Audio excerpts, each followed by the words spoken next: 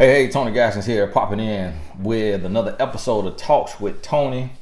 Got a short email today. I've only read the title so far, so we will see if we're able to do more than one of these today, depending on how long this answer takes.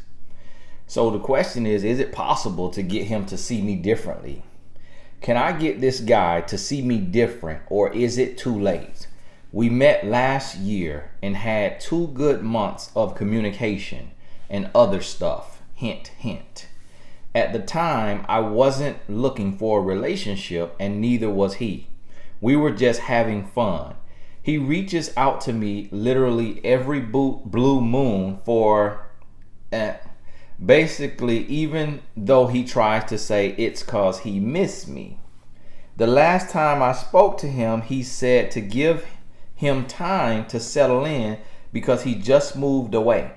I don't believe he moved because he looks like he's still in the city according to social media.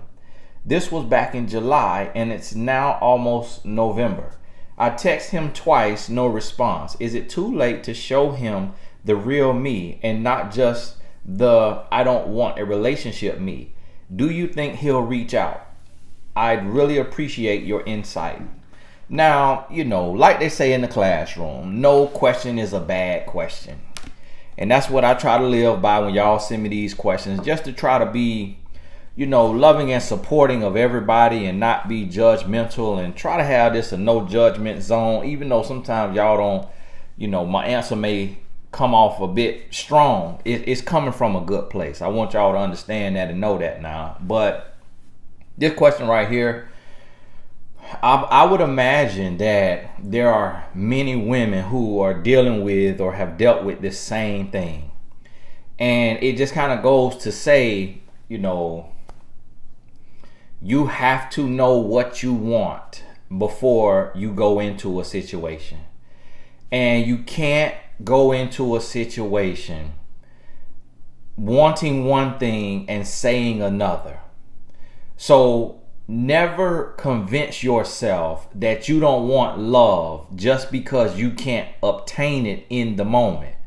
See, a lot of times we go through a bad relationship, we go through a bad breakup, we get our heart broke or we get cheated on, and then we say to ourselves, I don't want love, I don't want a relationship.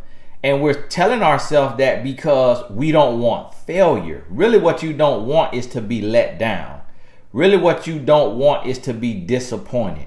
Really what you don't want is to make another mistake, is to fail. That's what you don't want.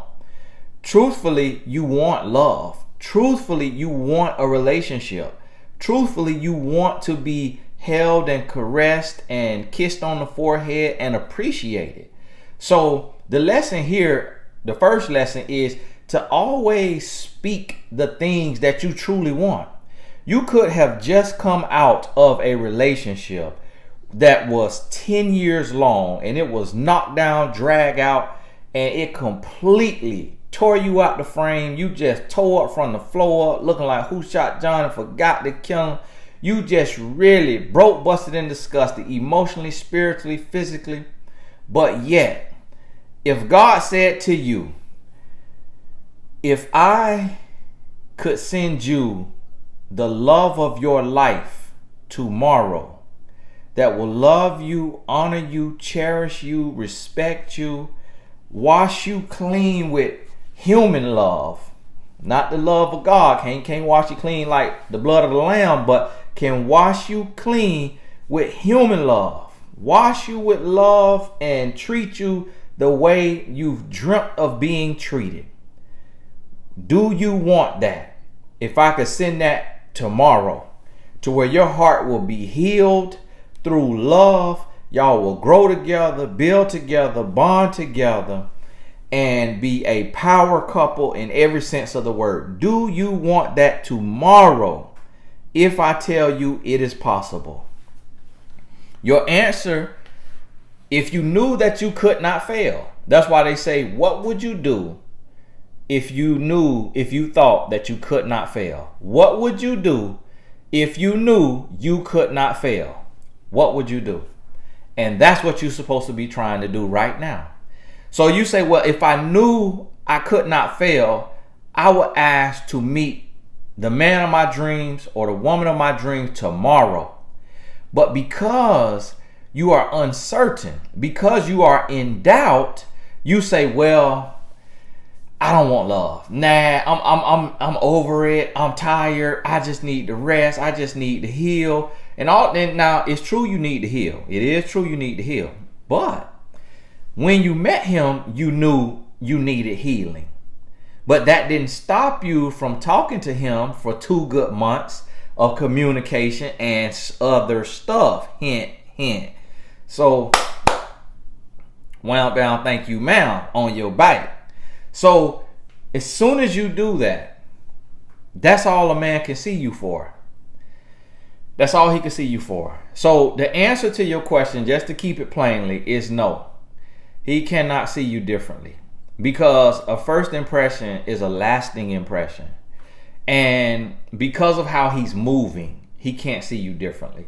Now, if he was into you and he called you every day and he was trying to take you out on a date every weekend, then there would be a possibility of him seeing you differently. But in your situation, the answer is absolutely not.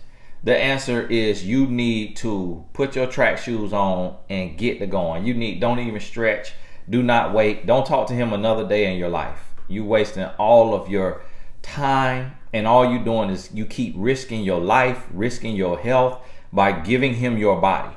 And you said in here, he reaches out to me literally every blue moon for, okay? Is this all he reaching out to you for? That's how he sees you. He sees you as a bucket. Okay? That's how he sees you. He using you for that. So when his girlfriend is tied up or they get into an argument, he come to you and he know she ain't gonna hit him up for a day or so. That's when he reach out to you. Take it out on you and then disappear again. Go back to the situation. Then now you say from his social media, it look like he still live in the city. He still live in the city. But he told you he just moved. Okay, he said give him a little time to settle in because he just moved away. So what he's trying to say in Manglish, that says, I'm trying to let you down easy. This is me telling you I moved away with the hopes you will stop reaching out to me so that we can part ways amicably. And I don't have to tell you, listen, I do not want you. I only see you as a jump off. So I'm trying to spare your heart and spare your feelings by telling you I just moved away and give me some time to settle in so I can buy some time, hopefully that you meet you a man and get you a life and go on about your business. That's what he's saying. That's what he's saying to you when he's not on the phone with you and he practicing trying to talk to you. That's what he's saying out loud to himself. That's what that means in Manglish. Okay, not English, not Spanglish, Manglish. Okay, Manglish. So now what you have to realize, do you think he'll reach out? Yes, he will reach out for the same reason he's been reaching out. So he's trying to cut you off so that you're not checking for him, you're not looking for him. He will reach out when he get a little break in his on and off relationship. When he make her mad for being who he is, that's when he will reach. So all you will get is trash time. You will become his trash can to where he will give you his trash time. He will come and skeet in you. Eventually it's going to be some incurable bacteria in the skeeting. And while you sitting there waiting. So do you see how this looking and you see how it's going to play out? You got to move on with your life. Listen, get up, move on with your life. And remember, first impression is a lasting impression. That don't mean it's forever. But you got to look at the signs in between the first impression and where you are now. And none of this here is adding up that he has any interest in you whatsoever. He don't see you no further than being on your back. That's as far as he can see you. So get the lesson from it. Chalk it up. Okay, made a mistake. Let me put my grown woman drawers on and get my life together. Forgive myself for falling for it. Forgive myself for not knowing any better at that moment. Love myself by getting this knowledge, getting this confidence, getting this self-respect, healing myself, working on myself, and then moving on with my life. That's what you need to do right here and now. So understand this. This go out to everybody that you started off in a situationship and it still got situationship vibes. Realize what you got and go on about your business, okay? So look, I'm gonna split these videos up in their own video just so that it's clear what the video is about. But fortunately, I'm gonna have time to answer another one, so look out for that video today as well. God bless you. We'll talk soon.